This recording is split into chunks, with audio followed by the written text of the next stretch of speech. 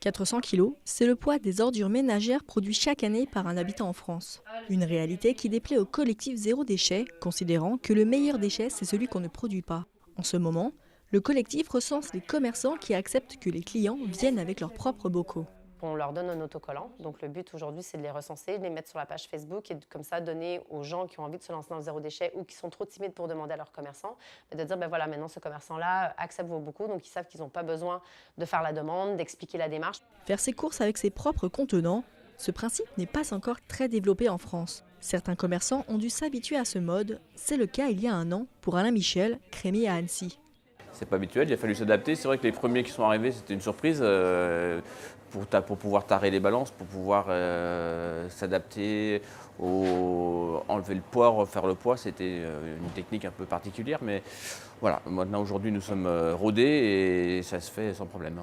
Et j'accepte tous les clients qui viennent avec leurs emballages pour faire du bien à la planète. Des fois, ça nous fait un peu peur, un peu mal de mettre un produit rond dans un truc carré, mais bon, c'est comme ça. D'autres commerçants réfléchissent depuis longtemps à réduire au maximum leur production de déchets.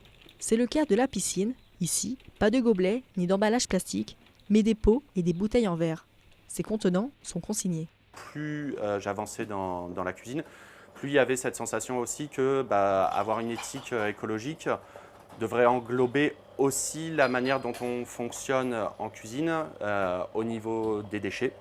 Et c'est vrai que dans la cuisine, on utilise beaucoup de films alimentaires, beaucoup d'emballages, il y a beaucoup de choses qui sont achetées dans des petites barquettes, voilà, beaucoup de plastique, beaucoup de déchets. Et l'idée a été de chercher à travailler en réduisant au maximum les déchets qu'on produit et les déchets de nos achats. Réduire les déchets, le point d'orgue de l'épicerie d'Adeline Berthaud. Depuis 6 mois, elle propose aux clients des produits en vrac, pâtes, riz ou encore fruits à coque. En moyenne, acheter certains aliments en vrac permet de réduire entre 5 et 30% le prix du panier. Le gros avantage du vrac, c'est aussi cette dimension de moins de gaspillage. On n'achète que la quantité dont on a réellement besoin et du coup, là aussi, on fait des économies puisque ce que l'on achète ne finit pas à la poubelle. Le collectif prévoit en juin d'organiser un nouvel atelier dans le bar Woodstock.